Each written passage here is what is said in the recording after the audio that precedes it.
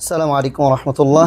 আলহামদুলিল্লাহ, পিসবের উদ্যোগে আমরা প্রতি বছর দেশের প্রত্যন্ত অঞ্চলে ফ্যান বিতরণ করে থাকি। যেমনইভাবে কার্পেট বা মাদ্রাসার বিভিন্ন প্রয়োজন, এমনই গরমের সময় আসলে প্রচণ্ড গরম থাকে।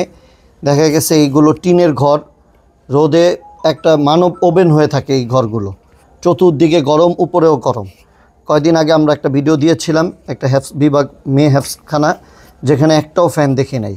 আলহামদুলিল্লাহ 4টা ফ্যানের প্রয়োজন ছিল।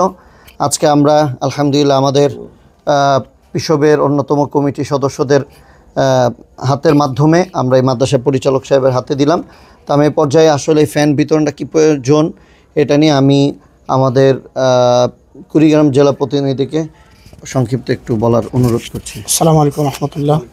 আলহামদুলিল্লাহ সুম্মা আলহামদুলিল্লাহ।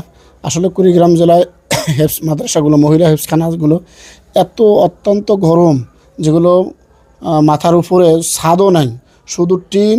প্রচণ্ড গরমের মাধ্যমে এই জায়গার মধ্যে কোনো ফ্যান নাই, প্রায় মহিলা মাদ্রাসাগুলো ফ্যান নাই। আলহামদুলিল্লাহ এই ফ্যানগুলো যদি আমরা ধারাবাহিকভাবে দিতে পারি, আমাদের মহিলা মাদ্রাসাগুলো অনেক উপকার হবে, অনেক উপকার। আল্লাহর কালাম যে জায়গায় পড়া হয়, কষ্টে পড়ে তারা। আলহামদুলিল্লাহ আমাদের পিসবের যিনি সাধারণ সম্পাদক হাফেজ মাওলানা ইমরান হোসেন হাবিবে হুজুর, আল্লাহ তাআলা হুজুরকে হায়াত তৈয়বা দান করেন। হুজুরের যে কার্পেটের ব্যবস্থা করে দেন, এখন এই আলহামদুলিল্লাহ এই যে ফ্যানেরও ব্যবস্থা করে দিচ্ছেন, আমাদের পিসবের কুমুরিরাও আছেন। বাকি ধারাবাহিক যদি এইভাবে কাজ করা যায় আমাদের মহিলা মাদ্রাসা, পুরুষ মাদ্রাসাগুলো, তাহলে আলহামদুলিল্লাহ আমাদের অনেক উপকার হবে, বাচ্চাদের উপকার হবে, ওস্তাদের উপকার হবে। আল্লাহ তাআলা যা হায়াত দান করেন। আসসালামু আলাইকুম রহমতুল্লাহ। আসসালামু আলাইকুম। আপনি কিছু করবেন?